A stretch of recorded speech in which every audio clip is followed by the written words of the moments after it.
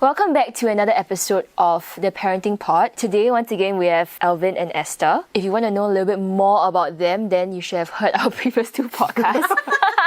But I mean, of course, just to introduce once again, they're associate trainers at Focus on the Family Singapore, and they've been married for 12 years. How did you guys really decide what are your unique roles in your child's life? I think when we first started out, we both want to do everything.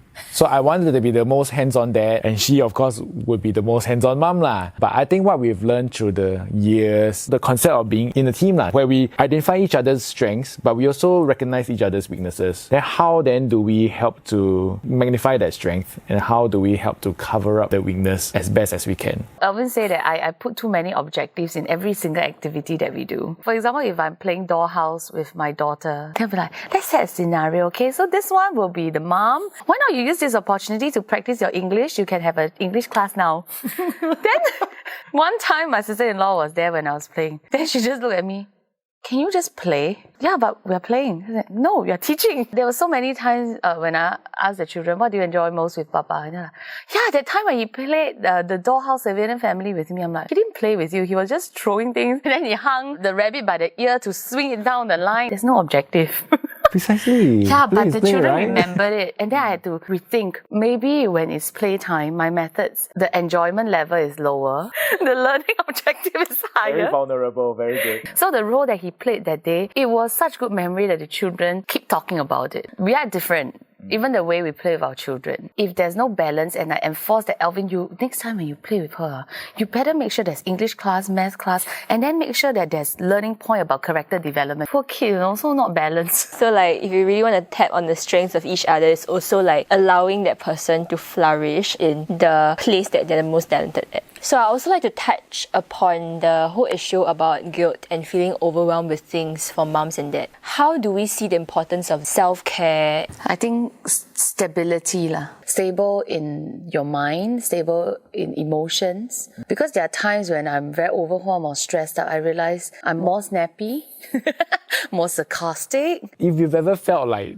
dad guilt, mom guilt before, right? The fact that you feel it makes you actually you are a decent parent because you do feel bad. Yeah. So a lot of times people are like, but if I take care of myself, I think how do you assuage the feelings of guilt that you feel and say, I need a break. But at the same time, if I take a break, then what will happen to my kids? When you take care of yourself, actually you become a better version of yourself. Then you can do a better job parenting your kids. I mean, even giving time just to sink in and reflect enable you to have better strategies the next time.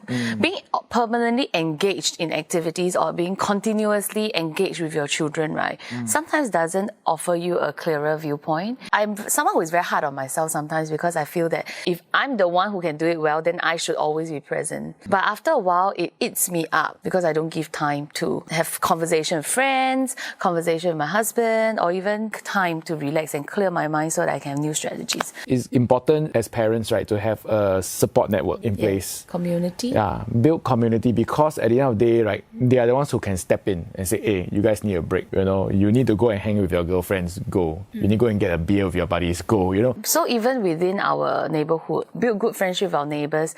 I recall there were several times I needed to cook or that I was having a very bad headache or migraine. And then my neighbor texted and say, hey, I'm bringing my kid downstairs for a swim. Do you want to come down? Then I say, I'm actually not well. They say, oh, then you need to rest. Then you hand your kid over lah. Because when I'm resting, I'm also thinking is Nathan doing his homework? Is he practicing his piano? But now at least I can be clear-minded and have a good rest. That good rest enabled me to recover faster and hence I'll be able to be in action again. But if I could mention another thing is to not be calculative. Because I've seen some couples, they calculate, hey, last month you already went out with your friends twice. This month I only went once. If you're going to take on this attitude, then it makes those time not comfortable. Understanding the concept of team means you look out for the needs of others, then you wouldn't look at the person with that kind of mindset. In terms of understanding what kind of self-care you need also lah. For me, right, at the end of a long day, all I want to do is go into my study, turn on my computer and play some video games, right? That's self-care for me. I feel fresher. I feel okay, I can finally relax. I'm very thankful because she recognizes that is one of the ways I do self-care. So when she knows I had a she's like, babe, do you want to go and play some video games? Which is the best thing ever. I'm such a good wife. Just that I set a timer. He goes in about 10. I was gonna not say that. So he goes in about 10 to his man cave, and then by 11:30, sometimes I also stress him a little bit by also keeping awake. So he will know that he better don't go overboard. I think the main point is understanding that that is his need and don't put judgment on it. Yeah. Because I think a healthy mind, a calm mind, a stable person has better clarity. You know, you talked a little bit about self-care and mom and dad guilt. So when parents actually are in that moment of being overwhelmed, what is one thought that has kept you grounded? I'm very thankful because amidst all these situations or during those times of crisis, I actually have one person that will always come to mind, and that's Elvin. And ultimately, it's really understanding that you are not alone. You are actually assigned the task of parenting together with someone. Yeah, I think just the idea that no matter what happens, I'm just glad that I have someone else in my corner. I'm really not going through it alone. I think that brings immense assurance to me. And we hope that this will serve as an encouragement to others that just keep holding on and keep functioning as a team and understand that at all times there's still someone with you in it. Hey parents, thank you for tuning in to our podcast. This was the Parenting Pod, brought to you by For Love's Sake.